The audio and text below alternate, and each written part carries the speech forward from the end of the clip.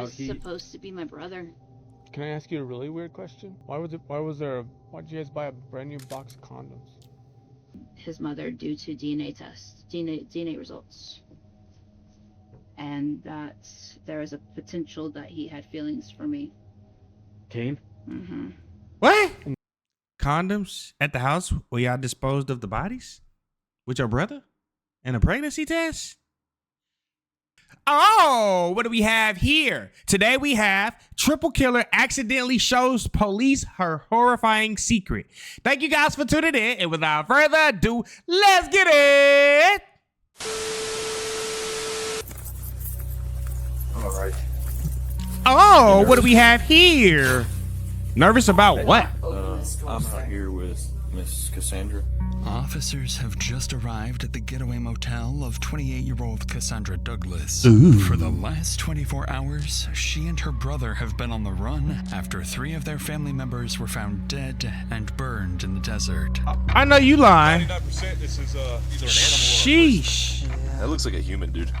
And as That these is. local officers prepare to confront the primary suspect of the most important case they've I ain't gonna lie to you. That officer's pants were so tight. I do not know how he was able to walk without ripping them bitches. ever worked on, Dang. nothing could prepare them for the horrifying discoveries they're about to make. Oh. It's about to go down, y'all. What are we looking at here?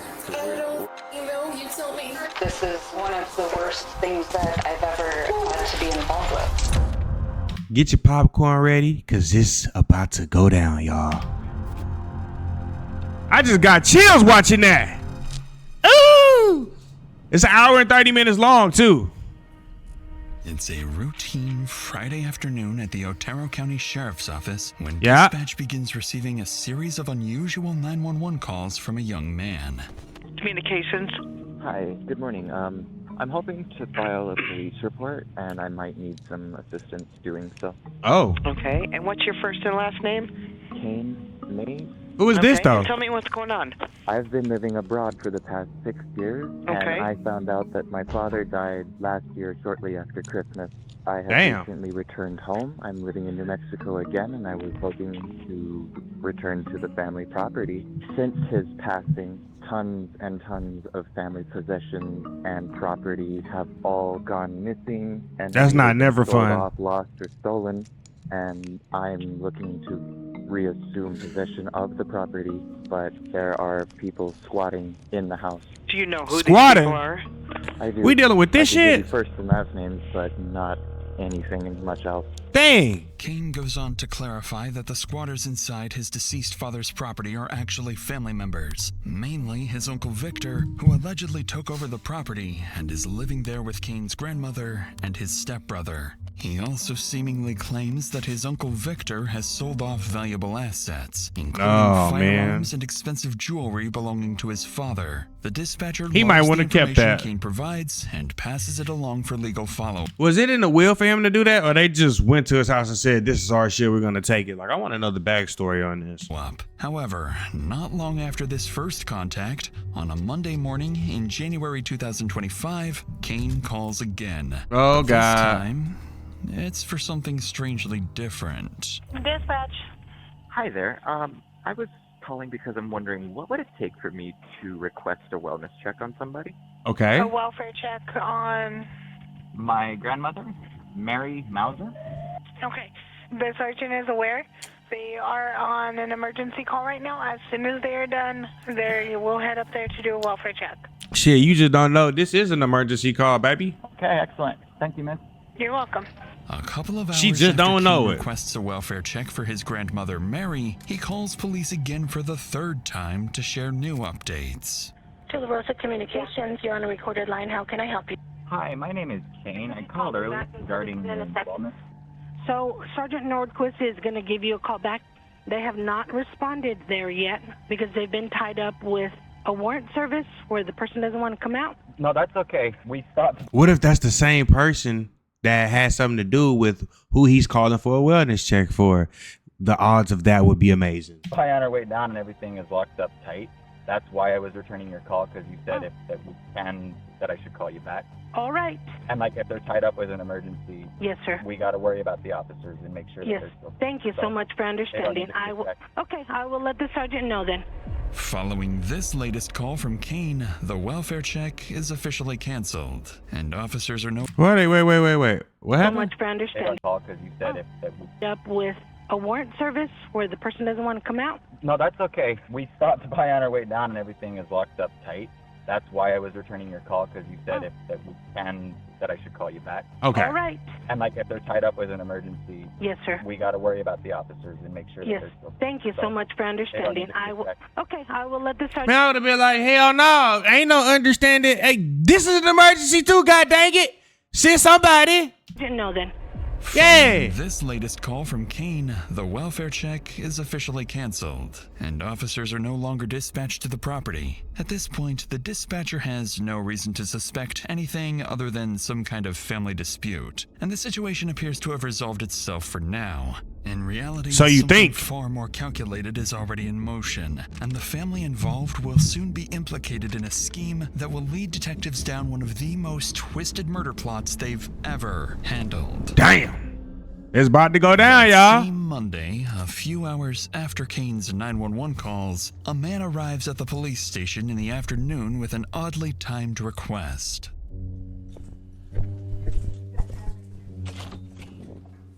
Hello, sir. Hey, how you doing? Doing well. Sergeant Nordquist. Mike Blitz. Mike, it's nice to meet you. How can I help you today? Okay, well, my brother-in-law helps us take care of my mother-in-law. Okay. And he normally is very conscientious about showing up when he says he's gonna show up and everything. Yeah. And we have this, we scheduled him, we've been taking care of my mother-in-law for 7 years. Okay. She's 93 years old. Oh, damn. anyway, That's a blessing. We normally communicate quite a bit during the week and stuff, So, are you wanting to check on him or your mother-in-law? No, on him. He lives on Nogal. Yes, see. And I would've been like, that's somebody had strange. called earlier. We were out busy, but someone had called in for a Coincidence? I think not. a welfare check, but they canceled us prior to us getting up there because they said whoever it was, and I can go look and find the name, that said that house was locked up tight and that nobody was up there. The person Sergeant Nordquist is referring to is Mike's nephew-in-law, Kane Mays, and it appears that both Mike and Kane are concerned about family members. Though the family dynamics are becoming tricky And y'all antennas ain't start buzzing when you got two people that they came and asked about this? to keep up with for the sergeant, Mike is about to make one thing about Kane crystal clear. What is You that? know a Kane Mays? Yeah, I do know. That's part of the problem. Okay, so what's the problem there? Okay, well, I think he's trying to keep us from going over the look. The house is owned by his father. Yeah, well, the owner of the house, okay, was Frank Beret, and he's deceased. Frank is deceased. Yeah. Victor, his brother, was living with him along with Kane's grandmother and his stepbrother. Okay. As Mike continues How does the stepbrother get into all of this stuff? explaining the complex family dynamics to the sergeant, one thing becomes clear. Mm-hmm. 3 people are missing, all close relatives of Mike and Kane. But before Mike leaves, there's something serious he needs to warn the sergeant about. What is that? I'm gonna get one of my deputies and we're gonna go out to the address and see what we can see. See if we can find something. Okay, let me give you some heads up. His dad had a lot of guns, Frank, before he died, and he taught Kane how to shoot. And Kane came up the other day. I didn't finish my story. When I pulled up there, okay, and I This is about to get good. hollered out the window for Vic because the gate was closed, right? Yeah. Okay. And then a person comes to where I can see about this much of them, right? Up there. And I go, hey, Vic. And he goes, no, it's me, Kane. When he walks down to me, he's packed. What? Hold on. So he was on the property? He's armed. And I says, well, have you seen Victor? He says, no, nobody's up here. Okay. So I think That is very strange. if I were you, I would go up there with the 2 guys. Because I think he knows how to shoot. And I don't know if there were any like rifles and stuff like that where he could be, So I had his phone. This would have gave me an eerie feeling. He had my phone where he started texting. Your grandmother's missing, your uncle's missing, your stepbrother's missing, right? And this is what he's talking to me about. He's a pathological liar, man. I think it's something don't do it. I really do. You guys got to be really careful. He said he just got off the line with Sergeant Nordquist or North. He never called us because we never contacted him. It's becoming clear to the sergeant that something is. What is his motive though behind this? Because this is what I want to know. Like, what is your motive for having to take out 3 family members? Like, what did you get out of this? Is off. Sensing this won't be a routine welfare check, Sergeant Nordquist takes note of Mike's concerns and prepares to head out to the house. By himself. What makes this case so unique isn't just the crime scene officers will soon walk into, but the way police have to piece it together.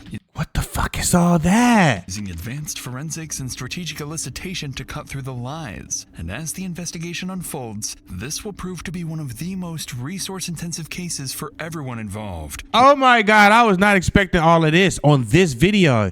You guys, oh wow. What do we get into? Long hours and difficult decisions at every step. Many of us deal with our own pressures. No, we not watching no ad. Sorry.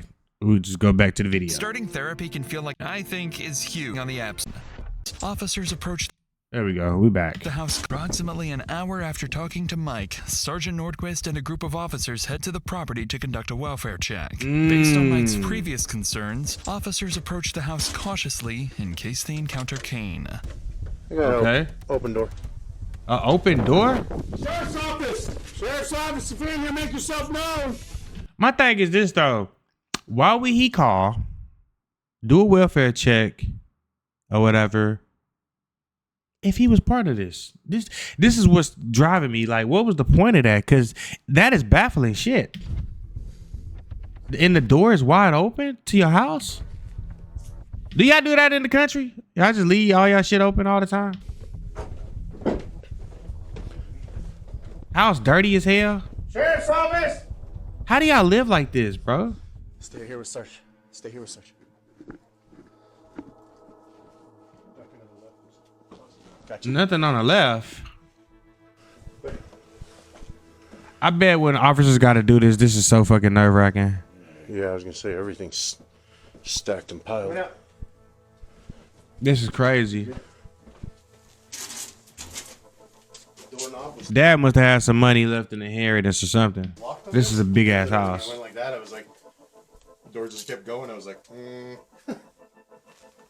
Puzzled by the home's disarray, officers leave after confirming no one is inside. With boxes stacked throughout the home and both of Victor's cars, the blue and green Subarus missing, officers assume the family may have moved out. In reality, the clutter wasn't That is not what happened. accidental. It was intentionally staged to conceal evidence of foul play. Mm. It has done What type of foul play though? exactly that.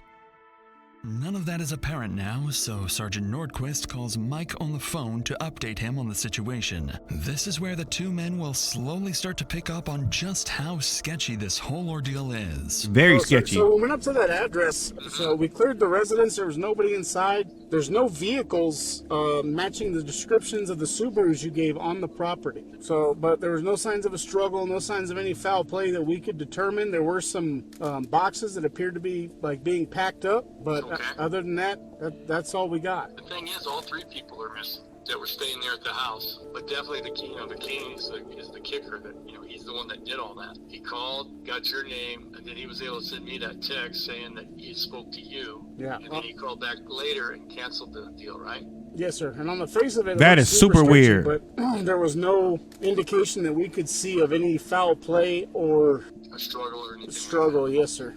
This was calculated, this was premeditated, and this was meticulous. This was done down to the T. And if he's a part of it, it's going to be a long video, The y'all. sergeant tries to reassure Mike. Even he begins to wonder if the scene is hiding more than it appears. It probably is. A few hours later that afternoon, Nordquist returns to the station and calls Kane, trying to understand why he canceled the welfare check and why, most strangely, no one was inside the house. Exactly. Hi, this is Sergeant Nordquist at the Sheriff's Office. Is this Mr. Mays? Yes, sir. How are you? The reason why I'm calling is in regards, earlier this morning you had contacted our office to do a welfare check on a family member. That's correct. Who is that family member to you? It's my grandmother. Your grandmother? Who lives up there with your grandmother at the 121 No-Go? That would be an uncle of mine and my brother. Do you have any information on them attempting to move anywhere? I was told that my brother and my grandmother are planning to move soon. So the reason why I'm calling is we went up to that address because Mr. Bloody stopped by. Yeah, he was the one who recommended that we give you guys a call. He seemed pretty upset. He was looking for Vic. So we went inside the residence. Yeah, I'm pretty sure he has a reason to be. To make sure that nobody was hurt or injured. Nothing was broken into. We didn't see any signs of struggle or any signs of foul play. Did you text Mr. Bloody at all today? I mentioned that we stopped by, and I had given you guys a call and everything was okay. Who told you that everything was okay? Dispatch coordinator, I don't That is a lie. remember her name. Because the information that I got was that you called back and said you went up there and everything was okay. Hello. Now, what was in that text message to Mr. Bloody? That's what I'm confused with. I let him know that I had tried to call you, and the dispatch officer said that you were tied up with, it sounded like a pretty hostile situation. The way the text message reads was that you had made contact with me, and I know for sure, and you know for sure that didn't happen. So that way it was kind of weird. Very weird. And you're talking to the guy that you lied about. Naturally, Nordquist doesn't know what to make of Kane's message to Mike, in which he seems to falsely claim to have spoken with the sergeant. Suspecting Kane is hiding something, Nordquist ends the call and immediately requests a search warrant for a second search of the house. While they wait for the warrant to be processed, all police can do now is hope the missing trio turns up safe. A hope that is far removed from the gruesome reality awaiting them. What the fuck? Just a few hours from now. He did that? No. Early on a Wednesday morning that week, around 10 a.m., something strange happens about 200 yards from the house where the trio vanished. 200 yards? Takes notice and calls 911. 911, where's your emergency? Yeah, I'm phoning about there's a fire off into the mountains area. I called before about 2 minutes ago. So we drove down the road to see if we could get a better view of the fire to help you guys out. Okay.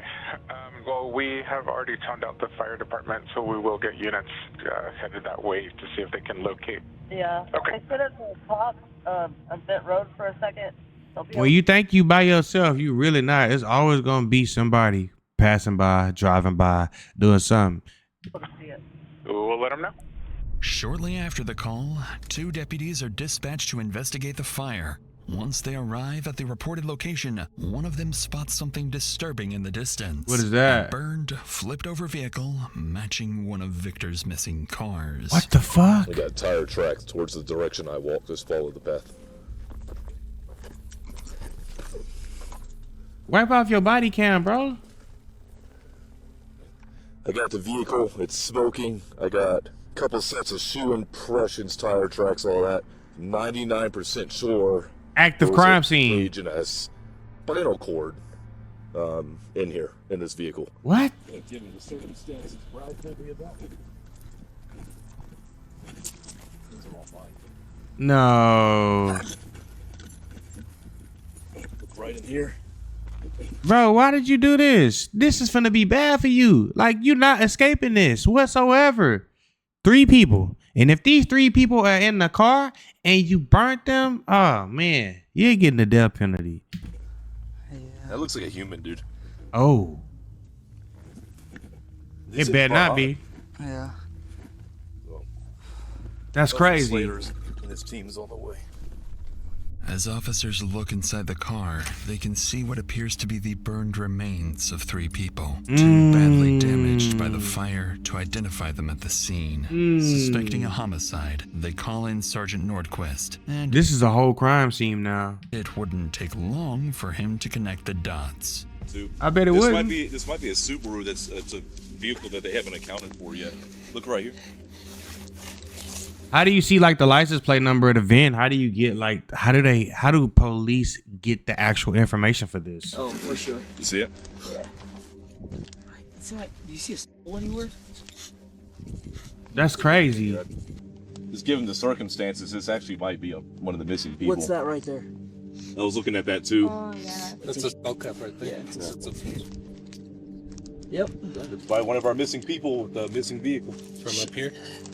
Huh? From up here? Yeah, I guess Brad, he suspects. So they got everything they needed right there. Most of his relatives that live here. And this vehicle, I think, is a Subaru. Looks like it's pretty fresh, dude. There's more over here. This shit just happened. If they see a fire and smoke, this shit just happened. Put out himself, because it would have caught this whole place on fire. What officers are beginning to suspect is horrifying. Not only do the burned remains likely belong to the 3 missing individuals, but given how recent the fire is, the person responsible may have burned the bodies just hours ago and could still be within reach of police. Yo, that's crazy. That's crazy. What if he went and burned the bodies right after he made the call or right before he made the call? So, once the scene is secured and the bodies are sent for autopsy, that's crazy. A nationwide BOLO is issued for Kane Mays. Although police now believe they know what happened and who's responsible, they have no idea just how far beyond Kane this plot goes. There are more players involved, more targets, and a multi-state homicide case that will exhaust every So Kane wasn't the only one? resource police have. Oh, God. This is going to be a headache. There was one time I should have died. Probably should be dead twice. And he was so aggressive that I thought we were gonna die. I thought he was gonna shoot us on the property. Whoa. More than 24 hours after the fire, officers remain unable to find or contact Kane, raising concerns that he may be on the run. Oh, he But gone. this is when You think he not gone? the initial autopsy results come in, confirming what officers had feared all along. Which the burned was? victims are Kane's close relatives. I knew it! His I uncle, fucking knew Victor it! Perea, his grandmother, Mary Mouser, and his step. How you do this to y'all? I really don't be understand. How do y'all be doing this to y'all own family, bro? Unless your family was just abusing you and shit. But if your family was like abusive to you, hurt you in every type of way, I just wouldn't be going around them. Like, you feel me? But if they wasn't and they loved you and they fucked with you, how could you do this to them? Like, people be having everything that some people don't never have, and they still fuck it off. Brother Killian Mays. Beyond confirming their identities, the autopsy offers little actionable insight. At least one victim had a confirmed gunshot wound to the head, but the other remains were too severely burned to identify all injuries. That's crazy. Investigators surmised that the victims were likely incapacitated well before the fire was set. Following these horrific findings, That is horrific. they begin digging deeper into their main suspect's background. It turns out Kane Mays had been living in Canada and working as an engineer until just a few months earlier, and had several documented domestic incidents involving his wife. Hoping she may know where her husband is, officers... He got a wife? I thought he was the... Okay, never mind. I thought he was part of the LMNOP. Okay. to reach out to Kane's wife on the phone, where they'll find out she might know far more than that. Hello, my name's Justin Mitchell. I'm a detective with the Otero County Sheriff's Office in New Mexico. Are you Samantha? Yes, I am. I had a feeling I might receive a call from you at some point since I did give you guys a call. Oh, why would you say that? What prompted you to say that shit? Tell me from the beginning, like how you met him and your relationship with him. I've actually been speaking to the Ontario Provincial Police because I thought he was messing with me, like I had mentioned. So I'm also filing a case against him right now, but because it's Canadian and now he's in America, who knows if that's gonna... But he was physically violent with me, and I have evidence of it. Yeah, we just started playing video games online, and we started an online relationship. And for a few years, it was just basically we would talk. And then one day, he calls me up and he says that his father disowned him, and he needs to move here right away. He'd always been verbally towards me, and just in general, he had a weird attitude towards things. Eventually we moved out. Brace yourself for this one, because I feel that I didn't come forward. Told people that he had beaten me, and now this has happened. I'm gonna be honest with you. Like, we both had an alcohol problem, but I never drank before I met him, and he definitely, like, pushed that on me, and he pressured me to drink a lot. Like, there was always a pressure. He wanted me to do it. He just did start hitting me. He did start getting violent with me. Probably should be... Boy, how do y'all be putting your hands on these women, man? How weak-minded of a man do you have to be to put your hands on a woman? That shit baffles me. Samantha's statements are nothing short of horrifying. But even worse, she would share a terrifying recording with detectives, captured during one of the numerous domestic incidents involving Kane.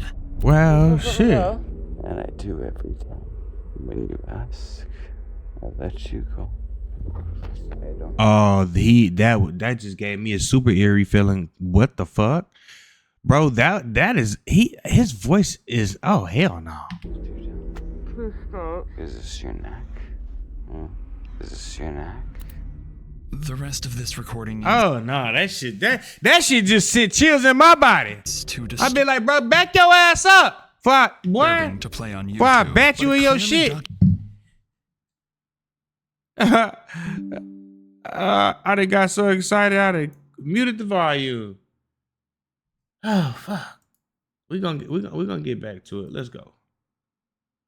Documents an alleged serious domestic violence incident involving Kane. Investigators now know they must act quickly, as more people, including Samantha, could be in immediate danger. She is definitely in danger. After securing approval for the earlier search warrant, police return to the victim's house, but this time, they bring specialized chemicals called Blue Star, used to hunt for hidden blood, bullets, and evidence.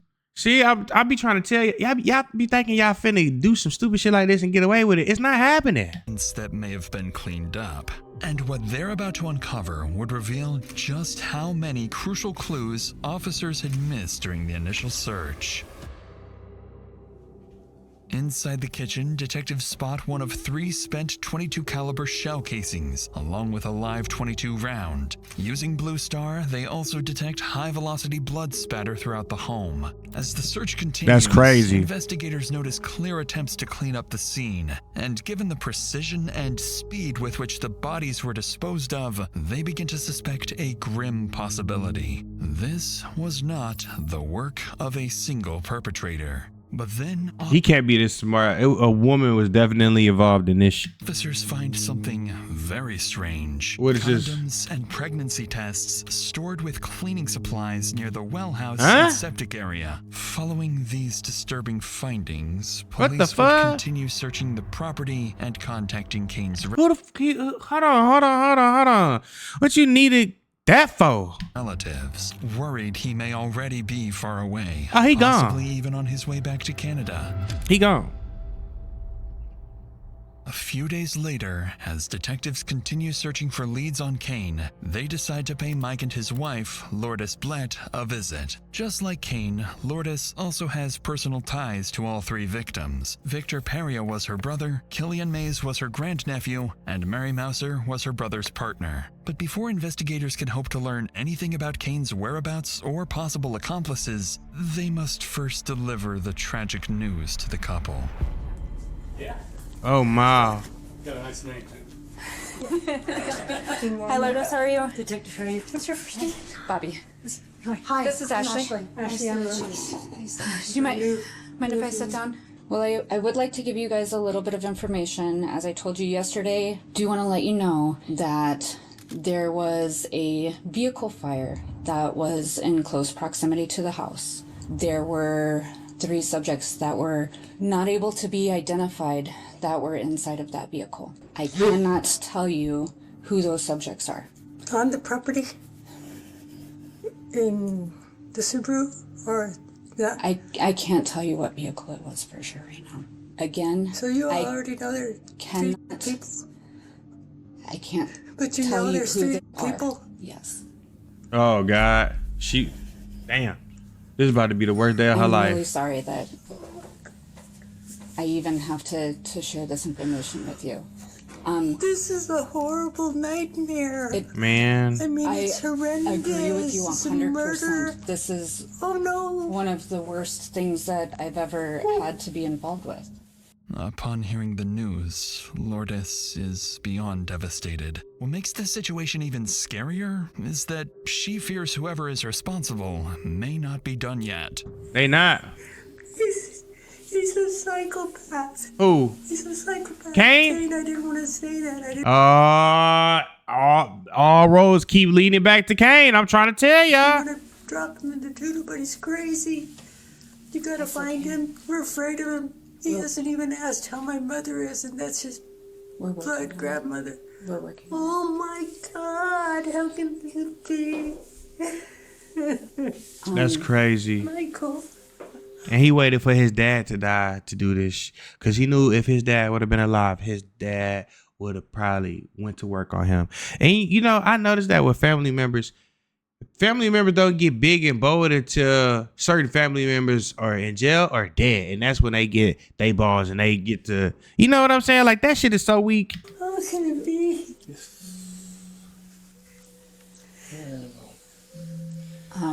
We hoped for better. But No, it's not even imagination. We are working on so many different leads right now and trying to connect just everybody. catch him. So everybody will be safe because he's crazy. In my worst imagination, I thought I didn't know how to tell you guys this, but I was going to say, can you look for the infrared and see if there's any graves on the property?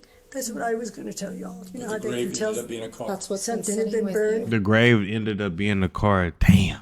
That's fucked up. And this has got to be the worst crime This of the is- year in New this is Mexico. I part mean, of- I haven't It heard is. anything this horrendous on the news lately. Yet. Indeed. And it's gotta be even worse because it's your own family. Like, you feel me? Like, mama made it to 92 years old. She probably would have made it to 100. And look at this shit. Killing doesn't happen every day, but investigators are about to hear another person of interest from the couple. Who is that? Wait. We got some new info. Who the f is that? Kane is. So in our job, you will hear law enforcement say a lot. You know, Okay. it's what you know and what you can prove. And Hello? we're working on collecting the information so we can prove what we believe we know. Yeah, see, the thing is, we don't know what he did all those years. Wherever he was, what did he do? Who did he know? And What we're was also his? working on. We have no idea. I would even be worried about his sister, Brecken Ross, so-called That's- stepsister, you know? When Stepsister? one text he sent me about working with the, over in Roswell or whatever he said. Yeah, he was saying something Something about like- helping out his sister with her crazy ex. Crazy ex, yeah. Something like that you had shown me Yes, I about. think it was a relationship by the time. What you mean, crazy ex helping her out? I do remember that at the beginning that she wasn't with that guy anymore because of that. Yeah. It's like I was supposed to feel sorry for her. I mean, when they first were like chit-chatting and everything. Oh, in the like, conversation, "Yeah, okay. She's talking about the Yeah, I Thanksgiving think Day that call. they said something about that. Mike would go on to identify the woman in question as 28-year-old Cassandra Douglas, Oh, damn. Kane's half-sister. And based on his concerns and the evidence from the home search suggesting Half sister from mom or dad? at least 2 people were likely involved in the cover-up, detectives begin to wonder if Cassandra is the next key piece to the puzzle. She definitely so with this new is. lead, the interview concludes, and investigators shift their focus to Cassandra and her potential connections to the homicide. She gonna make it hard for him though. Coincidentally, as investigators prepare to call Cassandra the next day, she reaches out to them instead. What a coinky dink. Ain't that? It's like people can feel when some shit finna happen. So they try they best to get in front of it, but it ain't no getting in front of this type of shit, With you know? a very peculiar 911 call. Hi, is there any way that you would mind putting in a welfare check on my brother, Kane Mays? What's the address? He told me that he was going to 680 Cox Canyon Cloud Croft in Mexico. 680 Cox Canyon? Yes, ma'am. He was supposed to meet up with our uncle and told me that if he didn't come back last night, and definitely if he didn't come back in the morning, that I needed to call you guys. He's been part of a missing persons thing, and Mike has been acting very aggressive and hostile towards us. That is not that. He is not part of it. He's the reason for it, but he's not. Yeah. Not only is Cassandra claiming her brother Kane is also missing, but she's suggesting that her uncle Mike might have something to do with it. What? Once investigators catch wind of this 911 call, they immediately sense something is off. The timing is highly suspicious. Very. Almost as if it's part of a plan to deflect suspicion away from Kane. So Facts. later that day, officers are sent to her address with one goal in mind: assess the situation and determine whether her claims hold any weight or if it's just an attempt to mislead the investigation. How many of you guys think that she's just trying to throw them off the trail? Because if they go after Kane and get Kane, then if she's a part of it, they get her too. I think that's what she's trying to do, y'all. I ain't gonna lie to you. No, Candace is across the street. Okay, are you Cassandra? I am. Okay. So my name's Ryan Poston Reader. Hi. I'm a detective with the Ruidoso Police Department. That is an awesome badass last name. I'm sorry. Hello. Do you have a second to talk to me? Ghost Twitch, what's up, bro? What's up? So did you make a 911 call for a welfare check? I did. For Yes, she Kane did. Mays. For Kane. Yeah. Yeah. That was you that made that call. Mhm. Okay. Have you heard from Kane? I have not. No, you still haven't heard from him? I have not. How do you know Kane? He's my brother. It's your Or brother. my half-brother. And when was the last time you heard from him? He was supposed to go up to meet with Mike, I think on the 21st.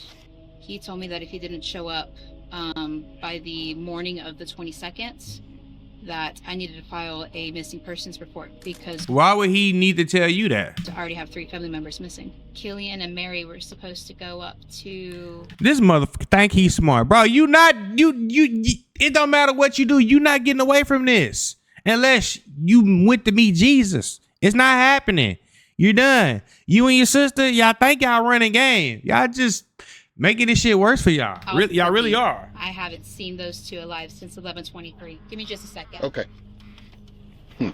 No. Officers have no clue at this point, but Cassandra isn't alone. Right this moment, their prime suspect... Ghost Twitch, no, cause you can't bully me. Cause once you show me any type of aggression, I flip off.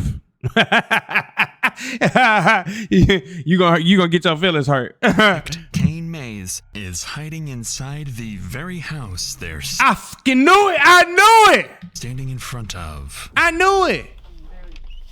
Sorry, we're also having issues with a psychotic ex of mine. So Oh, jeez. You're going through a lot right now. a little bit. And then with Kane going missing and Mike presumably having like over half of his guns. It's a really, really long story. Okay. And not one that I'm 100% familiar with because Kane just came back into my life September of last year. So like, I wish I had all my facts straight. I completely understand. No big deal. How did they come into your life?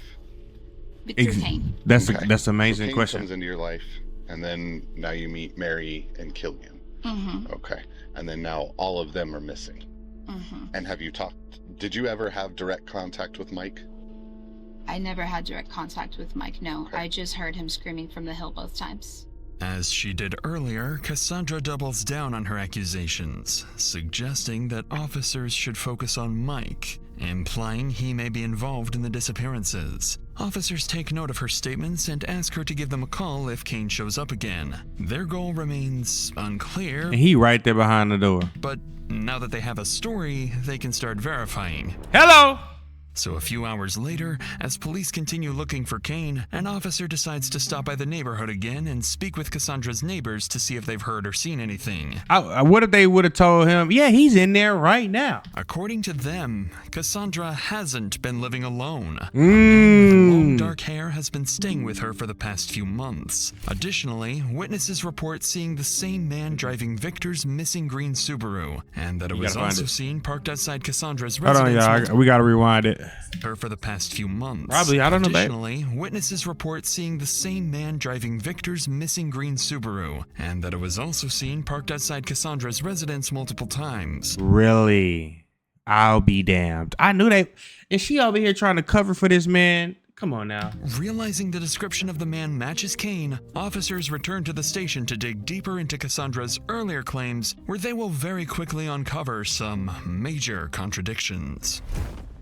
Even though Cassandra insisted she had only recently met Kane, investigators discover an older Facebook photo of the two together, proof they've known each other for years. But that's just the first lie, because officers who were out looking for Kane also recover surveillance footage from a nearby Walmart. See, this is showing what Kane and Cassandra shopping together alongside her sons and daughter. See, this is why I always say, when you think you can do some shit and get away with it, they got cameras for everything. That goes back months, years. You're doing shit in an age where there's cameras everywhere that are always recording, and they have timestamps, date stamps. So your dumb ass think you getting away with something you really not. You really messing yourself Besides over. buying groceries and food, investigators spot cleaning supplies like bleach. And I knew she was covering for him. I knew for a fact, because why would you do a mission report on Kane and he just called a couple days ago? Come on now.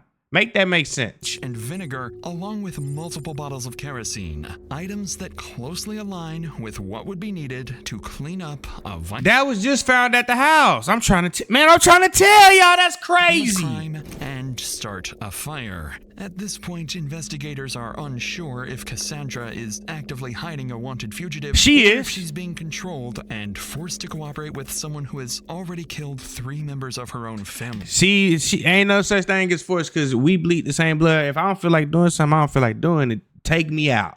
That's what I'm gonna tell you. You gonna have to take me out, because I ain't going. I ain't going With at all. suspicion mounting, detectives obtain a search warrant for Cassandra's house. Then, around 8 p.m. that night, a group of officers return to the property, taking up positions outside the house as they prepare to raid it. Let's go. Occupants of 7 Morningside. This is the Roswell Police Department. Exit the front door with your hands up. Do it now. Let's go. Get y'all ass out here. Ain't that gonna be a motherfucker if Kane just be like, oh, fuck, I'm here. I hope he ain't that stupid. He probably is, though.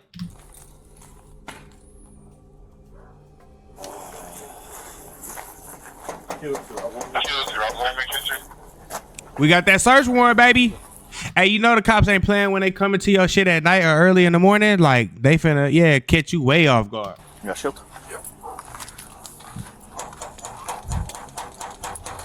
Roswell Police search warrant. Bye, bye. Guess we're just gonna have to boot this thing.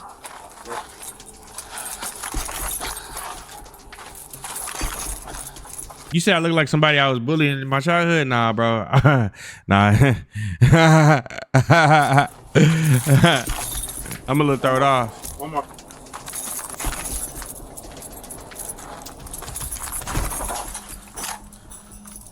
Roswell Police, anyone inside, make yourself known. All right, we're gonna pull in. I'm gonna take left. Ready? Let's go, baby. Small room. Got another door here. Ready? Yep. Ooh. I'm gonna go. I got a hallway with looks like the refrigerator kitchen. 3 on me. So they gone. So she didn't disappear with him.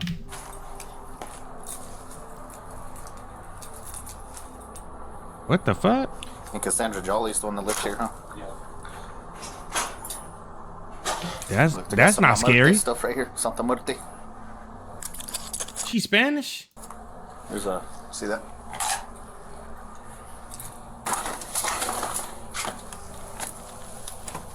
This house creepy as hell. Ready? This Something is where weird. he's been hanging out because there's that monitor for the camera that's in the window. What are those guys on I a don't know fucking if it terrorist works or watch? not. Did you remember what those cigarette packs were? I had a Marlboro and then I had a. Yeah, I saw that one in the closet. There's another one. Your big cans are all over this room. Oh, wow. Your Red Bull can. Inside, something about the house immediately feels off to the officers as they observe unusual posters, graffiti, and other unsettling details scattered throughout. Oh, They no. then Oh, make their no. way into the bathroom, where one officer recalls Oh, no. My stomach is just getting all types of jitters in it. I don't like that shit. hearing that something might be hidden underneath the house. What is that? I highly doubt, but the back door was open. No, we didn't. I'm sure this is what he was referring to. Okay. What is that? That's what he said. The neighbor across the street said that he used to live here, and then there's a door underneath the washer and dryer. At least it's a basement. No fucking way. Exit or something here? There's a couple windows. What do they go to? Do you filled in? They look up there already or no? They got a secret tunnel under the washing machine. Get the fuck out of here. This keeps getting better and better and better. Cause what? Ready?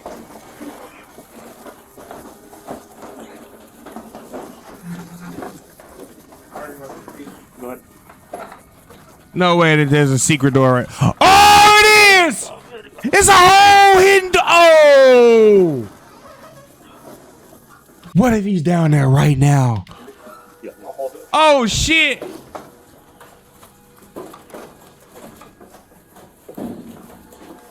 So he got to stand there and hold the washing machine. What the fuck?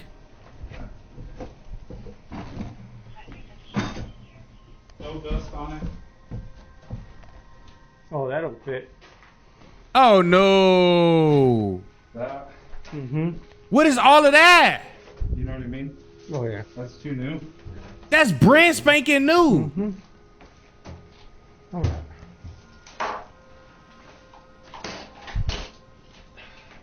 What the fuck?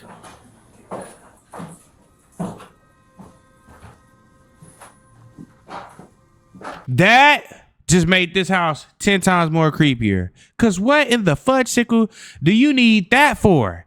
What the hell? It's kind of weird to have a door right there too, huh? It really is. Cause why wouldn't you just have that opening right now? What is that? At the center of the basement sits a plastic storage tote, toolbox, duffel bags, and other various items. Officers notice there's no dust on the items, and whoever left them behind was in a hurry, possibly trying to leave unnoticed. Beyond the basement, police would go on to find something highly suspicious. Man, they gone. They on the run. They ain't not staying for that shit. They already know that y'all own them too, but they is not. But they gone.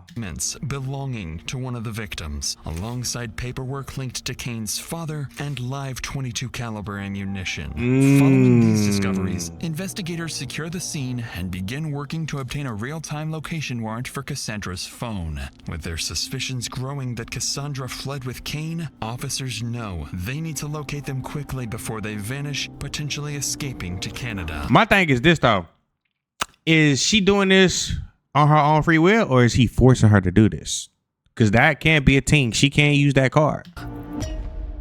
She can't say, oh, he did this to me. 12 hours later, investigators strike gold. The warrant for Cassandra's phone is successfully approved. And in a major development, Verizon pings Cassandra's phone nearly 1,000 miles away. She's no longer in New Mexico, but in Hernando, Mississippi, inside a Super 8 motel. With this discovery, the case becomes multi-state. And see, this is why I say people are so stupid.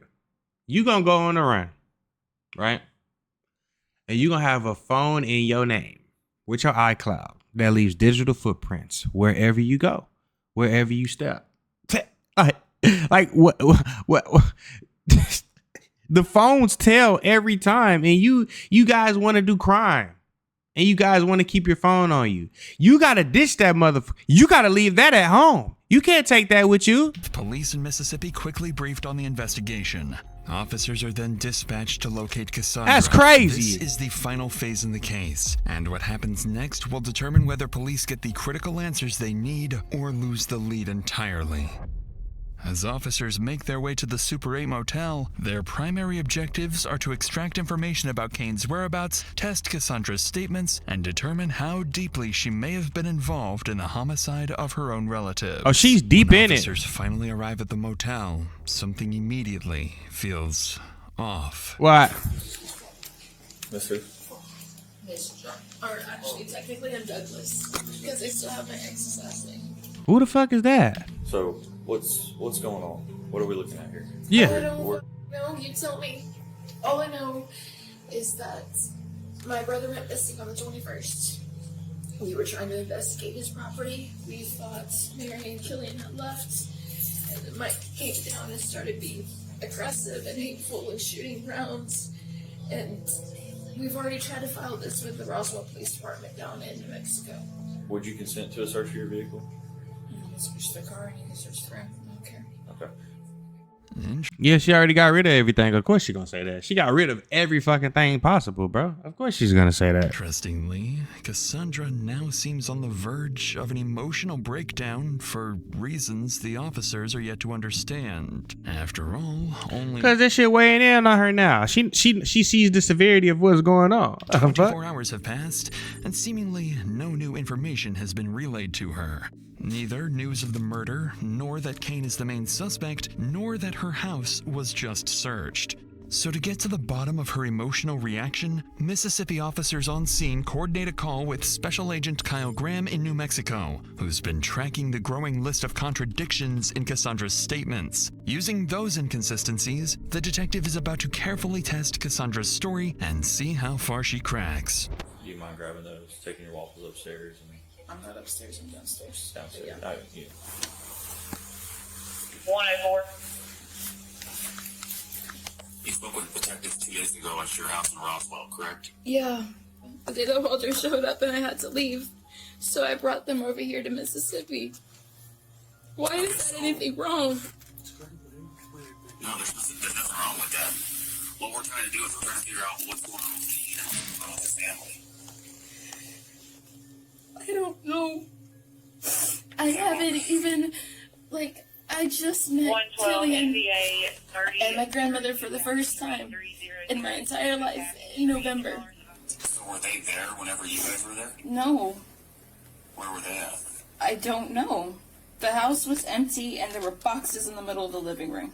That was his dad's property. He was supposed to go to him afterwards, but he wasn't here. He had to go up to Canada. And so who was driving in the dead house? Like, who could drive a car? They all could. I know that they had that little blue car. And who was driving the green car? That I don't know. As far as I know, that car is not drivable. Well, we have video of Kane driving the green Subaru.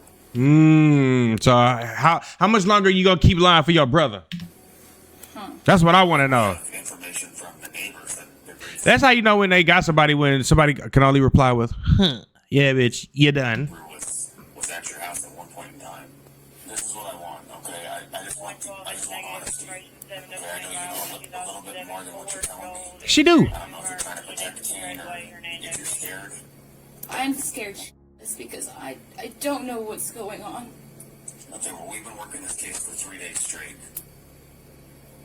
And I know a lot more information than I'm telling you. Of course I'm trying you to do. see if you're going to be honest with me. Exactly, because if you're not honest with them, then that makes you a suspect, and you go from suspect to victim in 0.3 seconds. With every sentence, the detective becomes more convinced that Cassandra is hiding something she fears could incriminate her brother or even herself. She is. But there is something a lot more concrete detectives previously uncovered, and the detective is about to leverage it to completely trap Cassandra.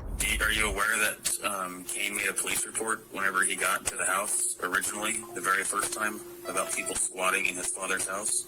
Yeah, because they weren't supposed to be there. They hadn't paid any of the mortgage on it. We found documents showing that they were still using Frank's credit cards, and Frank has been dead, and that all of the bills were still in Frank's name, and they were still using that. And so I told him that that was illegal as fuck, and he needed to make a police report because you can't be using. Don't stick that in my face, honey.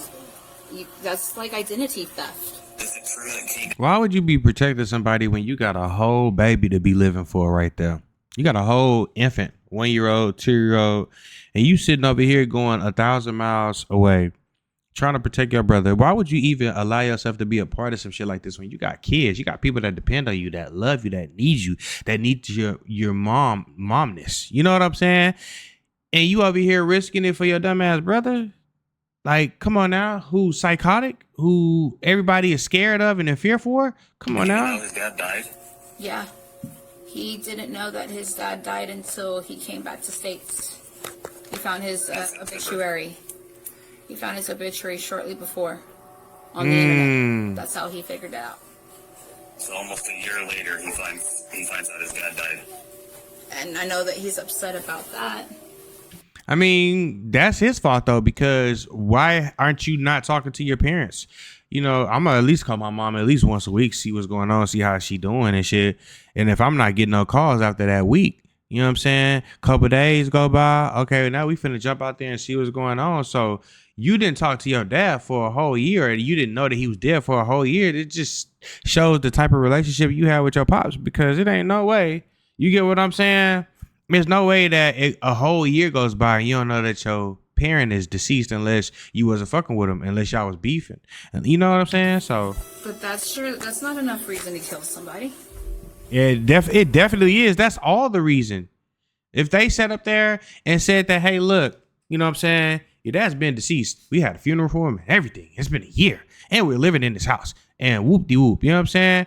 Then I could understand that. But if what the family is saying about him being psychotic and stupid, I can understand why. You get what I'm saying? You can only raise your kids so much. So then what? So did he kill somebody? He did. No. I don't understand know what you're trying to accuse him of. Well, that didn't sound very Death. convincing. I don't know what he's trying to accuse him of. He's asking me a question. That doesn't sound convincing. It don't. Sure enough, that You gonna have to cry me a river, cause that shit was not believable. We need to go. We need you to go back to acting school for sound too sure. convincing to the detective. It because don't. Cassandra has seemingly slipped up. At She this has. point, no one had told her that the missing family members were dead or that Kane was suspected of killing them. Realizing her mistake, Cassandra quickly starts backpedaling to regain control of the narrative. You got anything else, Cassandra, that you want to tell me? Do you really think Kane killed them? Or hurt them? I'm pretty concerned. I mean, I don't think 3 people just vanish off the face of the earth. How can you show so much emotion for some people that you just met in November? Like you faking it at this point, baby. For real. Especially when You're faking it. 2 of them are elderly. And then Kane just comes in from Canada and all hell breaks loose. That's Right. kind of suspicious to me. Right. God, I'm so stupid. I wouldn't even think to put 2 and 2 together like that. Yeah, you fucked up. Can somebody tell her she fucked up? You fucked up. Mike was so f***ing scary when he came down. And he was so aggressive. And I thought we were gonna die. I thought he was gonna shoot us on the property. Well, you didn't even see that he had a gun. And he told me that he had one. And he was mad enough. Oh my God, he was so mad. My question is this: how can he be mad at something that he don't know about? He's just trying to see what's going on. How can he be mad about that? Please let me know. Last-ditch effort, Cassandra goes back to accusing Mike of being responsible for the disappearances. But in fact, officers in New Mexico have already quietly debunked that claim. Information they are holding back for the right time and place. There we Before go. Leaving, they also check Cassandra's car, where they find belongings hastily packed up. But Cassandra explains this as a desperate attempt to run away from her abusive ex-boyfriend. So shortly afterwards, the officers wrap up their visit. Sure, the imaginary boyfriend. That's what we're gonna go with this time. Okay. But in doing so, they've proven something crucial. They can find Cassandra whenever they want, something she clearly didn't anticipate. Facts. It seems as though the 'Cause she can't put that confrontation motherfucking went phone nearly down. perfectly for the detectives. But Cassandra has a crucial secret that had went unnoticed at the motel. Kane had traveled to Mississippi alongside her, was staying nearby, and had successfully hidden from officers, marking yet another moment where she misleads police about his whereabouts. So less than an hour after police leave the motel, the two would begin plotting, coming up with a plan they think will get them out of this gruesome mass murder. It's not gonna get him out of it. You going to jail. His vehicle is seen in front of the Hernando Police Department. Kane would step out and calmly walk into the station. 15 minutes later, Kane would be seated in the department's interview room 2, alongside Detective Stovall. The sudden appearance of Kane would leave detectives with little room to prepare, so Special Agent Silva, a New Mexico detective already working this case, would be placed on call to assist in the interview. It's important to note that this is an interview and not an interrogation, as Kane has agreed to speak voluntarily and has not been detained. In reality, this interview can only work against him, but in his mind, this is both his and Cassandra's final. This is so stupid, and this is why I say, like, you're never gonna outsmart people that do this for a living. You about to sit up here and you about to give them all you gotta do. All they need is one sentence, one word, one sentence, one phrase, one anything, and your ass going to jail. Freedom. Agent Silva would begin the interview by making this crystal clear. And before we get any further, I do want to let you know that you are not under Miranda rights. You are not anything like that. You are free to leave at any point. You don't have to answer any of my questions, anything like that. You can say, hey, I don't want to answer that. And if he was smart enough, he would have went there with a lawyer, but he didn't go there with a lawyer. He went there to talk by himself. So guess what he's finna do? He's not a lawyer. He's not a paralegal. He has no experience in this field. So they about to run laps over this man. Question. If you want to, we can go over another question and we can skip to the next one. But I do want to let you know that you are free to leave, okay? Thank you, sir. All right. After realizing he's free to walk out at any time, Kane shifts tactics. He begins probing the detective for information, trying to figure out how much investigators have bought into the false narrative he's been intentionally feeding them. Can I ask you something? It's, on one hand, kind of nice to talk to somebody from Otero. Also, maybe a little concerning. Did we have to speak directly because I'm considered a missing person? Well, that's what I wanted to talk to you about. Is there's so many like missing persons. There's a lot of phone calls to the sheriff's office. So, like, why? I ain't gonna lie.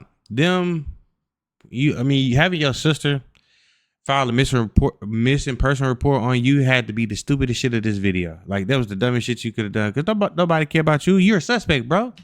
Why would somebody be saying that you're missing, and then there's also some other missing reports going on? Like, there's a lot of firearms missing, right? Facts. There's a lot of Big facts. missing. Big facts. They want to talk to you and get your side of the story of what's going on. I was trying to come in and speak with somebody in person. And what happened with that? On my way down to Alamogordo, I gave another uncle a phone call because I had seen him on the property and he was a very looming presence at the time. I was hoping to stop in and ask him about some things and some personal aspects that were going on. I wound up getting run off the property and had to kind of go into hiding because I know his influence and the extent of his company. Wait. So how did a sibling run you off your own parents' land? Well, my uncles or my aunties wouldn't be able to tell me shit unless all of this is in their name, unless my dad left it to them, then I ain't got a leg to stand on. But and that's another thing I don't understand. How the fuck does your uncle have the power to kick you off your parents' land unless you wasn't shit to your parents? You get what I'm saying? Like, What uncle is that? that's just crazy to me. Mike Blett. So Mike So they gonna put this on the old dude. ran you off the property. You had questions for him. Is that what I'm understanding? He's sitting there lying. They didn't already. He don't know that they didn't already talk to him. Yes, sir. So when did this happen? It was when I was on my way down on the 21st. I kind of explained the situation to my sister a little bit, and I told her, if you don't hear from me, call somebody. I know I keep jumping around and just trying to confirm everything. You went to Mike's house to talk to him and he shot at you, correct? Yes, sir. Because I want to talk to Mike about that. Like, why are you shooting at people through front doors? That's kind of dangerous. Yeah. That was this week. That was on the 21st. I would absolutely appreciate you taking a look. Kane makes his alibi clear. Mike, the man who kicked the entire investigation off in the first place, is the suspect detectives need to be focusing on, alleging he shot at them through the front door when they approached the home. Unfortunately, detectives have spent far more time investigating than Kane realizes, allowing Agent Silva to completely debunk Kane's story. Simply put, there are no bullet holes or any signs of a shooting on the property. Okay. So here's the thing, Kate, is I'm gonna start going through some of your story here. Okay, that's not making sense to me. I'm not saying that you're lying. I'm just saying I don't think it's fully there yet. It's not. That makes sense. It was kind of cut off. Can you hear me? Yes, sir. You went to Mike's house. Mike shot at you this week through the front door. You announced yourself. For no reason. He just shot at you for no reason, right? How come you didn't call 911? Hello! I know that they very much do not take too kindly to law enforcement. Okay. And I kind of really hope so here's the for that to Bullshit. So here's the thing on that, is I have some investigators that are there at Mike's house, that have been to at Mike's house. There are no bullet holes through his front door. There are no bullet holes through the siding. They're not seeing you on his cameras at his house. At all. So that's what I'm saying, is some of it's not making sense. So did you actually go to Mike's house? Hell no. He ain't do none of that. On camera. Did they check? And his cameras go back this week. They go back last week. So I'm not seeing you anywhere on there. We had a ton of different game cams that are all on their SD cards. He doesn't have any of the chips from the 21st? That don't matter. No, I'm saying he has video surveillance of this week. You're not on last there. week, but they are not seeing you anywhere on the cameras. He's just gonna keep lying. Shocked by these details. Whatever he thought happened that could favor his story simply didn't. Kane would sit in silence for an extended period of time, seemingly in denial that his Probably was like, they caught me. Yeah, they did. plan was so terribly miscalculated. It was pretty stupid. Dumb as hell. If they still have the footage, they should totally show me pulling up. I parked along the mailbox. So you just gonna keep lying. Kind of behind it a bit, not necessarily pulled up past it. Walked right up the drive up to the... It's kind of tucked in between the slope on the hill, and then it goes into the house where the stone steps are. That metal storm door. Okay. Which one is? I'm just trying to give you a path so that you can see. And that was It don't add up. early afternoonish. I got One there plus one is not 121, bro. It's not adding up. between 1 and 3 o'clock, I believe it was. I'd have to look at the help. I don't have it. Mm-mm. But if they have that footage still, then I'm definitely on it. Kane proceeds to give a nearly 10-minute explanation of where he was parked. Unnecessarily complex explanations like these are usually a telltale sign to the detectives that the suspect has shifted into a defensive state, looking for any validation that the detective is believing their lies. Facts. Agent Silva takes note of this. I wouldn't believe shit. Leaning deeper, this time pressing Kane on his sister Cassandra and her potential involvement. Previously, police recovered and documented strange items during the home's crime scene search, and it's still unclear why they were there. Exactly. Silva plans to use these details to force Kane into defending Cassandra's innocence, a tactic that will create a contradicting story compared to what Cassandra told officers just hours prior. So, are you aware that we spoke to Cassandra? Yes, sir. And the reason I ask is I'm just trying to get, like, if something happened up there, Kane, I want to know, like, was there an argument going on? And I know that you were up there in January, okay? We can kind of get away from that. You were up there in January. If something happened up there, I want to know what happened, okay? If there was an argument, if something happened, like, kind of help me help you, okay? What happened when you were up there in January of this year? I'm trying to figure out everything that has happened as well. That's part of why I wanted to speak with you guys and kind of get you involved. His voice is so fucking annoying. Like, come on, bro. Just talk regular. Why you got... Come on, man. Looking. Because I'm gonna be honest with you. I'm confused on these timelines. Because they don't make sense because he's fucking lying. He's a liar. At some point, and you were up there last week at some point. So what happened this week and last week while you were up there with the family? That's what I want to know. That part. They weren't there. Nothing's happened. You were at the house in Bent on the 18th of January, correct? I'm not sure. How are you not sure? What the fuck? And the reason I ask is because Cassie has been in contact, and she showed us a screenshot January 18th at 3:57.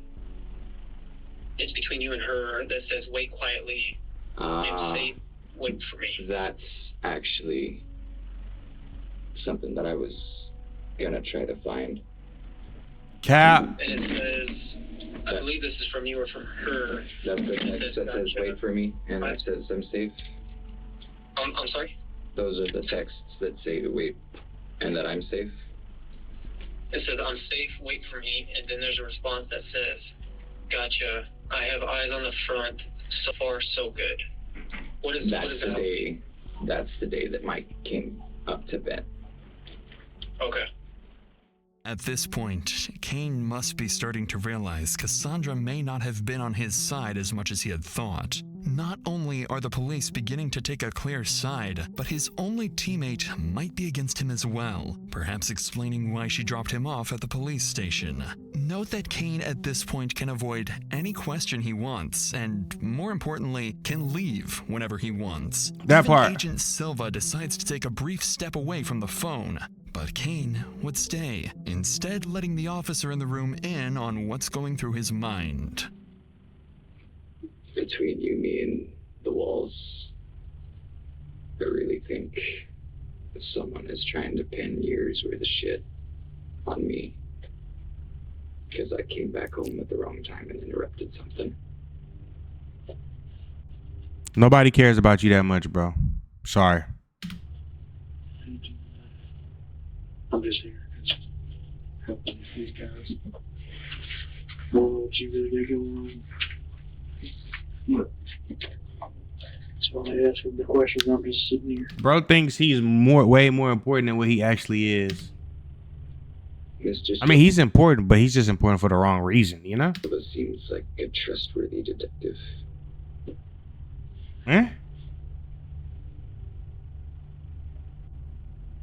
I used to joke though, and I always say I make a great scapegoat.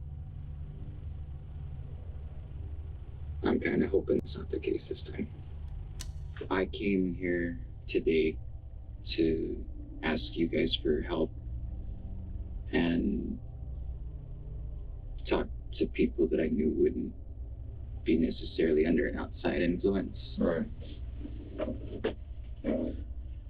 But do you see how it looks for us? This is not even a case, Brody. That's what you're not understanding. This is not their case. I mean, they've shown physical evidence of this whole situation. And you're one day you're here in Mississippi, no ties to Mississippi at all. None. Like, you have no family here. Nothing. You have nothing here. No, sir. My family died, man. if I was in that seat and a detective 13 hours away on a cell phone call told me that who are they to you? My brother, my grandmother, and my uncle. Your brother, your grandmother, your uncle. If somebody called me and said, not only was my brother killed, but also your grandmother and your uncle were killed, I would have been boo-hooing crying. I would have broke down. I would have been like, what? What? Instead, you ain't showed no fucking emotion for these people at all. Not one single care, not one single tear, like nothing coming from here. And that's what makes me just like, yeah, he might have had, because you not showing no remorse, no empathy, no nothing, bro. Like, it's actually mind-boggling. if somebody told me that over a phone. Mind-boggling, I'm sorry. Do you know what I would be doing? I wouldn't be sitting there staring at a wall. I'd be bawling my eyes out. I'd be throwing the water bottle across the room. I'd probably rip this table out of the wall. Yeah, but then you guys just rush in here and... But I wouldn't give a shit. I wouldn't give a shit. Because of how much... You ain't showed no type of emotion. He is so right. I'm close with my brother. I'm not close with my grandma. But it's still with the fact that somebody did that to my family. Do you understand where I'm coming from? And exactly what I think should happen to Mike or whomever did this, and in polite company. He keep trying to point it at Mike, but the whole time it's him. Back where I'm from, they'd be up from a tree. Right. So that's more of the response that you would expect. But the issue I'm having is there's no emotion. You've expressed no sadness. There's no... Nathaniel, nada. Zilch. Which leads me to believe you already knew this had occurred. I didn't know that. Look. Even the officers with no context of the case can't help but assume Kane was involved in the murders. Exactly. Leaving him to sit in silence as he realizes how poorly this voluntary interview has gone. Agent Silva would return and continue pressing Kane for answers, eventually revealing that he had, in fact, been inside the house multiple times the week of the 3 victims' disappearance, and admitted to helping Cassandra travel to Mississippi with her kids, something she lied about earlier in the motel. Even worse for Kane is that, as the hours-long interview progressed, officers behind the scenes were already taking action. They were instructed to locate his uncle's stolen green Subaru, which they suspected Kane used to drive to Mississippi alongside Cassandra's own vehicle. After looking through surveillance footage and searching around the city, officers hit the jackpot and tracked down the missing car. Bingo! We got action. We got action. They've been talking about this car throughout the... Boy, your ass going to jail. Inside, they found latex gloves, .22 caliber ammunition, an empty Ruger pistol box, and most importantly, Kane's passport. And he treating this like this, boy, dumb as hell. Dumb as hell. Tying him directly to the stolen vehicle. Ooh. Now investigators have exactly what they've been missing: probable cause. And with that, Kane is no longer free to leave, and he's about to find out just how massively his attempt to clear himself and Cassandra backfired. How's it going, bud? Now you mind there? All right, stuff. Now you mind standing up for me real quick? Yes, sir. Turn around, facing this wall. Yes, sir. Put your hands on the wall for me. It's over. It's over, baby. All right. So what's going on, man, is you're going to be going out to the DeSoto County Sheriff's Office, all right? You're going out of our jail, all right? Yes, sir. All right, walk this way. I knew it. Back at the Motel 8 in Mississippi, Cassandra would patiently wait for Kane to return, give her a call, or just show any signs his interview was over. But as hours passed, it became clear that something had gone terribly wrong. Growing worried, Cassandra packed her bags and fled alongside her children, making yet another 1,000-mile drive back to New Mexico. Detectives keep tracking her phone signal until it finally stops at her parents' house. By this point, investigators have more than enough to justify Cassandra's arrest. But one critical question still remains. Was she directly involved in the murders? And if so, to what extent? Because of that uncertainty, officers make a deliberate decision.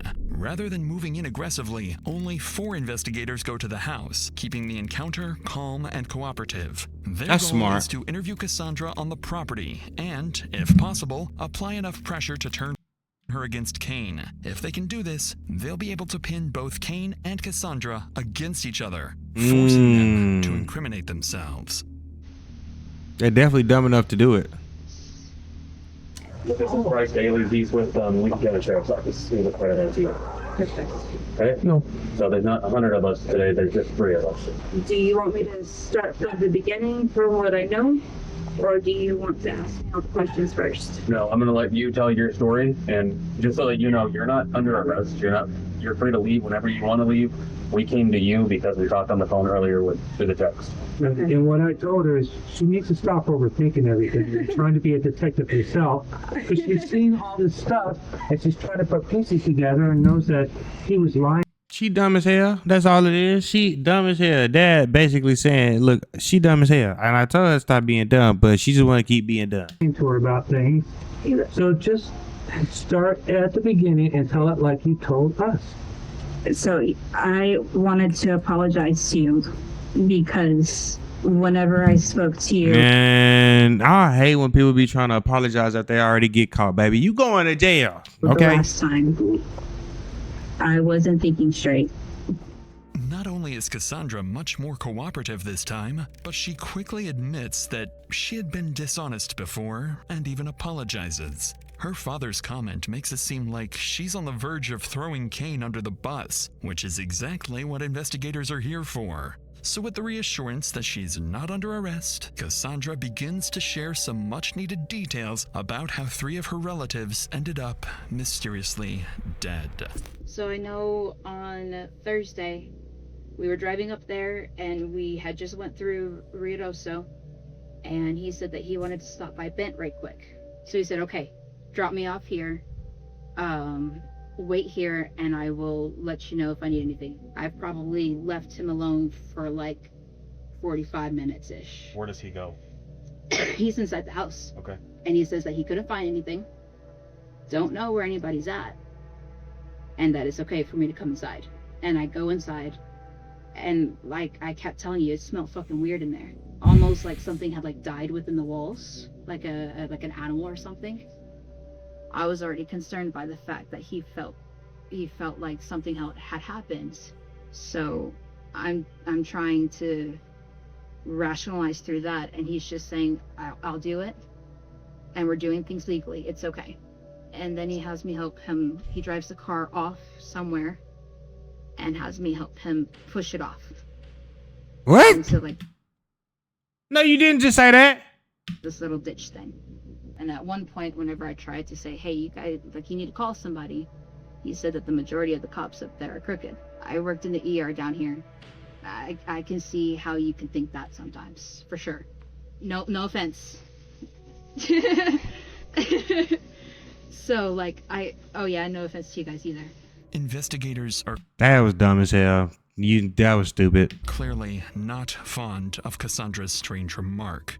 Though by now, it's becoming clear to detectives that Cassandra is putting Kane at the center of everything, while noticeably avoiding any direct mention of the murders, the cleanup, or the burned bodies. Instead, she frames everything vaguely, claiming Kane suspected something happened inside the house, but they didn't look too deeply into it, and that she was simply helping him deal with a property dispute. Investigators allow Cassandra to continue telling her story, but the more she talks, the more convoluted her version of events becomes. Then at this point, she even invites them inside, where the story only grows longer.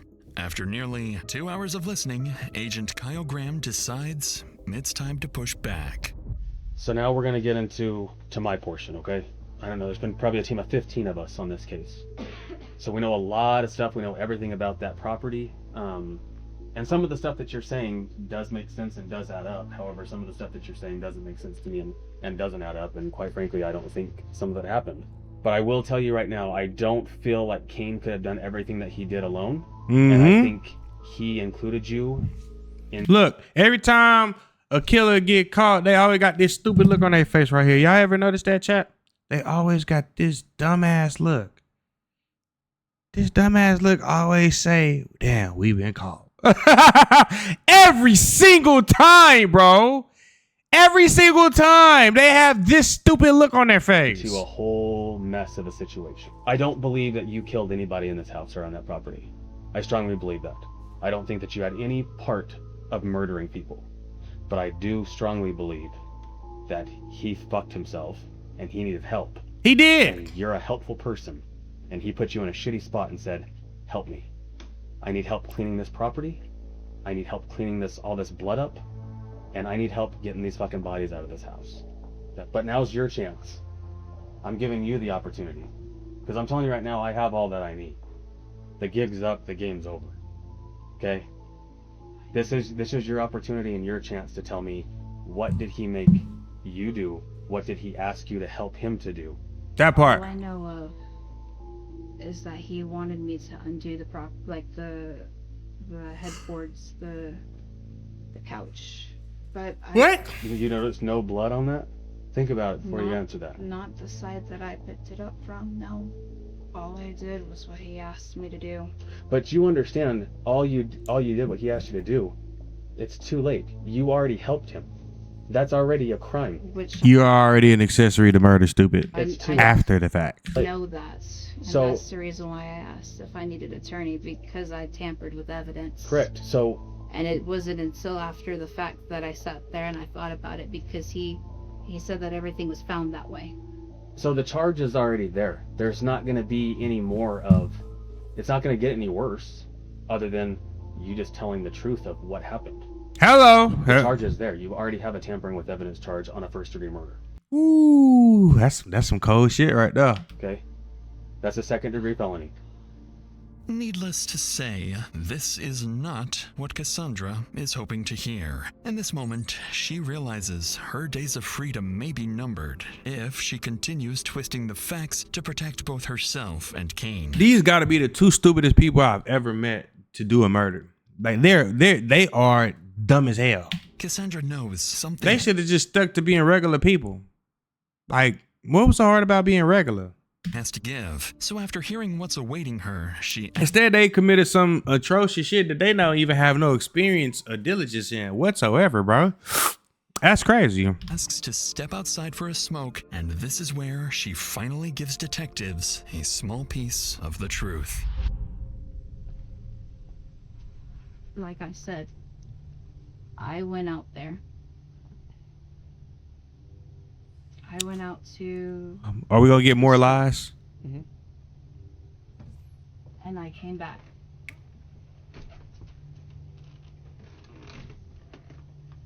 He said I found them that way. He said what? That way? So what did he tell you he found? People. On the floor. How many people? 3. And who are they? Killian, Mary, and Victor.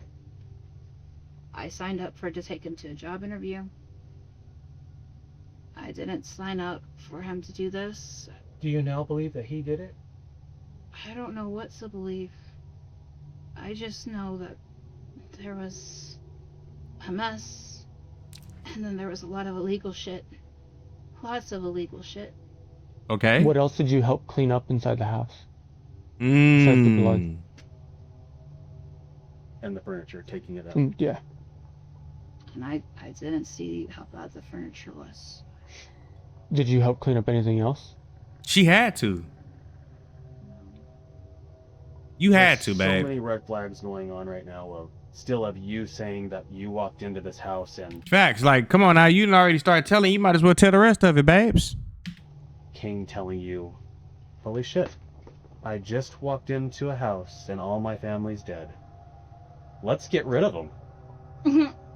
That Do you does see sound how- really stupid. Doesn't it? He's a dick. Sound stupid that when you say it out loud? Yeah. Because I guarantee you, I walk into a house with my family dead, shit's about to hit the fan because we got to figure out what the hell just happened.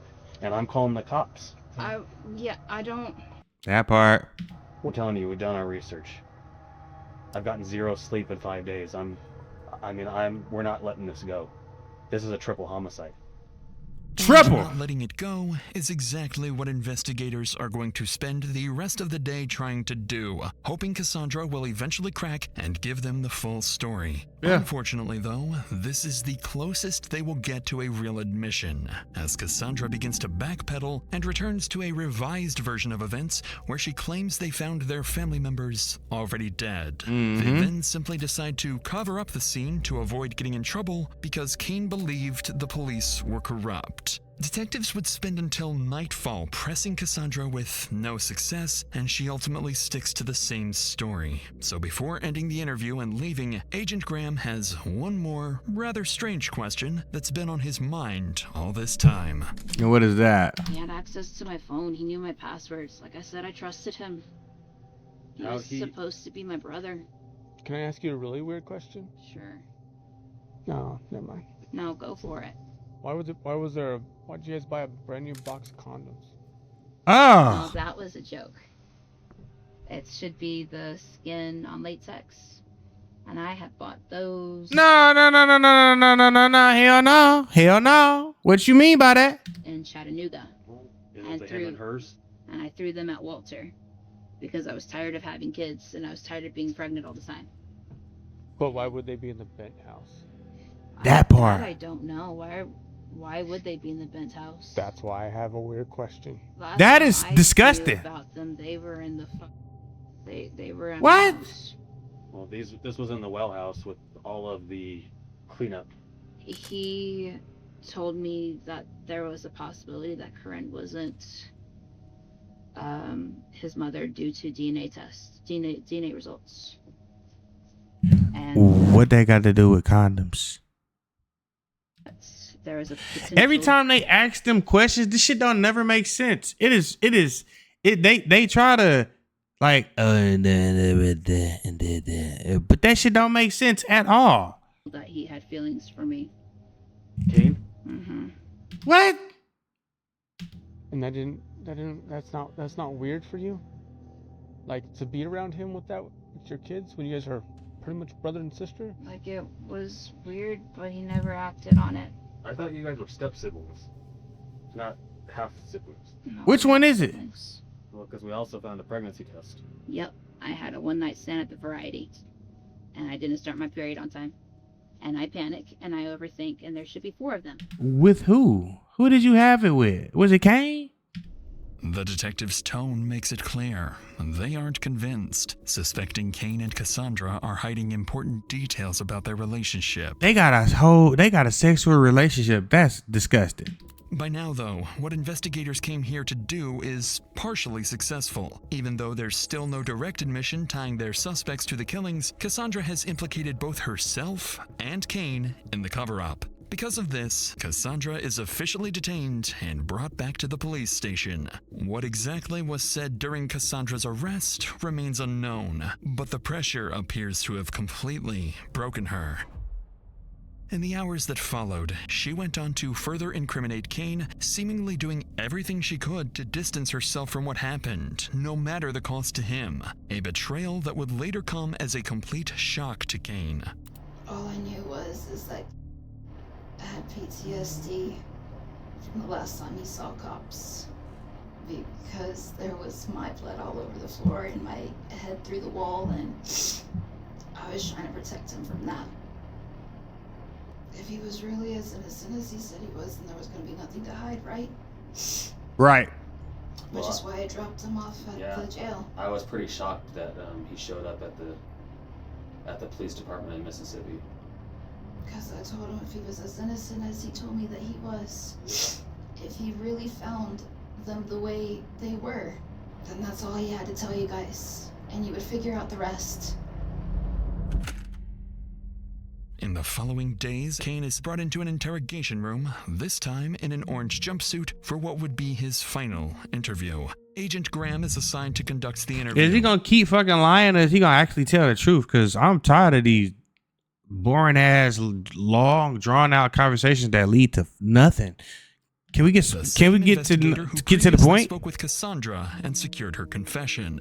By this stage, Graham knows the case inside and out, and he approaches the interview with a deliberate strategy, intent on extracting as much information as possible. And in this case, that's exactly what's needed, because now, more than ever, detectives need a confession. Right as the interrogation begins, Kane makes a desperate attempt to ensure Cassandra is keeping her story together. He seems to be completely unaware that Cassandra isn't protecting him anymore. Do you happen to have a pen handy? I do. Do you have her number? Because I have it in my wallet at the jail, but they won't let me access it. And I need to make sure that she's okay, because she mentioned wanting to go back down to New Mexico. And after doing it once, that's already a hard enough trip. Well, I talked to her Sunday when she got back into Roswell. I don't even know what the date is, man. At this point, Kane still believed Cassandra was in Mississippi and hadn't spoken to officers since their first contact. Shit, boy, she telling on your ass. Unfortunately, not only did Cassandra confess since then, but she did it in front of the very detective, sitting just feet away. So, I talked his dumb ass don't even know it. to her on Sunday. I traveled to Roswell when she got in. I talked to her for probably, I don't know, more than 2, less than 4 hours, okay? And then on Monday, I traveled to Roswell again, and I talked to her again. Okay. For about, I don't know, 2 hours, okay? But I learned a lot from her, okay? And I'm hoping that I'm gonna learn more from you. I don't wanna call anybody a liar, but I think there's some inconsistencies with your statements. I'll call it for him. Y'all lying y'all ass off. I want you to know that there's going to be a lot of questions that I ask you that I already know the answer to, but this is going to be a test for you to see if you're being truthful with me, okay? Because I know it's the truth, because I've been working this case since Wednesday the 22nd, okay? After Agent Graham makes it obvious Kane is on his own now, the interview demeanor changes fast. He wastes no time bringing up Cassandra's confession and placing it directly against Kane, making it clear that detectives are no longer relying on his version of events alone. Did you hurt anybody inside that house, including Victor, Killian, and Mary? No, sir. So, how does Victor, Killian, and Mary just mysteriously go missing? That part. I've been trying to find out the same. You do He ain't been trying to find shit. How you gonna try to find out something that you did? understand, though, that we found all three of them, correct? I believe Special Agent Silva did tell you that. He alluded Oh God, come on, bro. to something that I was Jesus really hoping Christ. is not truthful. Jesus. So I'm not really one to beat around the bush, okay? I just call it like it is, okay? But Cassie's told me everything that's happened, okay? She told me the involvement. She told me what you guys did. That you walked into the house, you found all three of them dead. You guys picked up their bodies, you put them in the blue Subaru, you drove it up the hill, you guys both tipped it over. She's told me it all. And do you see how stupid that shit sound? That y'all couldn't have come up with a better game plan than that. That sounds so fucking retarded.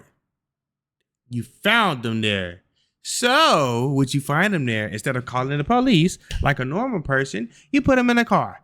You push them over a hill. You set it on fire. And you didn't have nothing to do with how they died. That is I'm not even a police officer, and I would have been like, you gotta be fucking kidding me, right? Like, you couldn't come up with something better than this? Really, bro? Okay, you guys used the little green dolly to pick him up and put him on the dolly, wheel him out to the car. You tied a rope around Killian's waist, hooked the rope up to your dad's hitch, and drove the car to pull him into the back seat. So the gig's up, Kane, okay? I told you I don't beat around the bush. We've done it. I've worked over 100 hours in 1 week, okay? This is serious. So now, this is your opportunity and your chance to tell me your side of the story. Cassie's told me hers. Okay. Okay? Okay. As Kane sits in silence, the realization sets in. He's on his own now, and whatever story he had planned coming into this interrogation has now been flipped entirely on its head. But Agent Graham presents the story strategically. By laying it out exactly as Cassandra described it, he gives Kane an opening to admit only to helping conceal the murders, while shifting responsibility for the actual killings onto someone else. If he can get this confession first, it'll be significantly easier to get Kane to confess to the killings later on. Facts. Do you want to start back at the beginning? And I know the date that all this happened also. I can tell you what happened. I can't tell you why. Why you can't do that? I don't know. I was trying to find out. I fucked up your crime scene, and I'm sorry for that. Is everything that I just said, what Cassie told me, is that accurate? To a degree. And what isn't? When we went to the house that day. And it's just you and Cassie? Yeah. Not the kids? No. There's a witness too. And who is that? The mailman. He's just gonna keep lying through his motherfucking teeth. Attest to this. Like the postal man that drives and delivers the mail in the mailboxes? Yeah. Okay. Yeah. We had gotten there just before him. He went up. I told her to hang tight for a minute because that meant that everybody would be awake. And that was kind of looking hopeful. Killian was up and moving about. And I knocked on the door. I told him, hey, you just missed the postman. And he was real fidgety. He was scratching his head a lot. He was irritated. And I told him, hey, I got some good news. Everything's moving along with the mortgage company. He's just gonna keep fucking lying. We're looking to move in, and we ought to be all set by like the end of the month. everything should be good. They got my process, or my status is pending. Y'all believe in this shit? And I watched him take the mail off to the bedroom. And then he went back. And I shit you not, I heard like...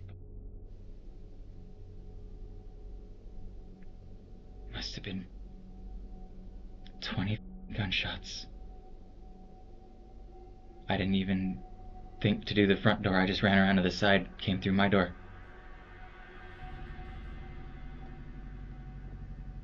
And it wasn't closed all the way.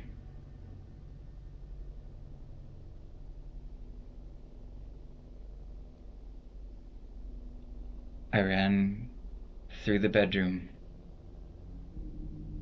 My Uncle Vic was laying in his doorway with a gun in one hand.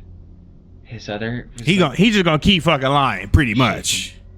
Just kind of like, God dang, bro. Some people just don't know when the gig's up. Floating there.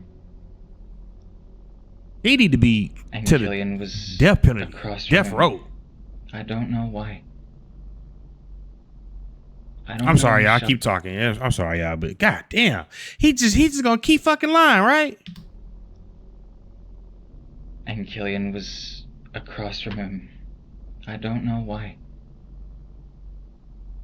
I don't know who shot.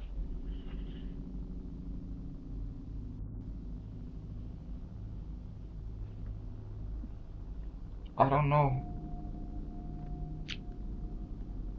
So where... I'm sorry, Kane, but I don't mean to be an ass, okay? But I know When somebody says I don't mean to be something and they continue to be meaning it, they mean it. when you were going down this road, that's where you were headed, okay? That one of them did all this. The evidence... They both had guns. Kane and They Victor told- both had guns. Killian. Killian, sorry. They both had fucking guns, and they told me there weren't any left in the house. Where are they? Exactly. You and Cassie were the only ones in there. Hello. So what'd you guys do with the guns? That's what I'm trying to figure out. Do you see that I've been doing this for a long time, okay? I'm not dumb. This isn't my first homicide, okay? Kane falls directly into Agent Graham's trap, confessing to concealing the bodies and giving a terribly thought out lie about who committed the murders. But Cause that's dumb as hell. How if he killed them, right? And then just walked out right past you and the girl, why would he kill y'all too? That's crazy. Graham doesn't stop there and begins pressing further, letting Kane know that nothing he can say at this point will dig him out of his grave. It's not. I'm not hurt my family. I'm not gonna lie to you though, Kane. Like this was a pretty tough one for us. This took a lot of time. This is the most that we've ever spent on a case, by the way. This is the farthest we've been to investigate one too. And I mean the whole wrapping the rope around Killian's waist and pulling him in with the other car, I mean that was pretty creative. And I'm being serious, I'm not being a smartass. I don't know how I would have got him in the car either. I don't know how I would have got him on the wagon. That's 200 pounds dead weight, 280 pounds dead weight. That's a lot. Facts. I mean, you're not much bigger than me. I mean, think I about had how to find out think about how crazy that sounds, though. No, like you were cremating them, and you went up there on the 22nd and you burned them, right? Yeah. After you and her put chain link over the top of the car with the little camouflage tarp thing and all the sticks and brush covering it. I did try to offer them a cremation. I mean, that was nice of you. But I didn't hurt them. Because the rest of the family didn't get to say their goodbyes. Facts. Freaking idiot. There aren't enough of us left. And I mean, I gotta give it to you too. Using the come-alongs and the steel pipe to prop it over to get it dumped over. Like, this is one of the most creative homicides that I've seen. I didn't hurt anybody, sir. I would never hurt my family. Well, but Kane, that's what they all say. I don't buy that you didn't do it. I'm sorry. I can't. Me neither. I think Cassie's full of shit on a lot of things, but I don't think she's full of shit on that. That part. And I'm not so sure that she wasn't involved in it, to be honest with you. She wasn't even there, sir. Okay, well, I'm telling you right now, Cassie's in jail. That's why you can't get a hold of her. Then I need an attorney. Okay. Boy, you already told. What you mean you already? What? You going to jail? Attorney ain't stopping that shit. What the hell? Why you going to jail? You sat there and lied the entire hour and 27 minutes of this video. Ever since you came in, you and your sister, y'all both dumb as hell. 2 peas in a fucking pot. Why would y'all do something so atrocious and y'all so goddamn dumb? I don't understand that.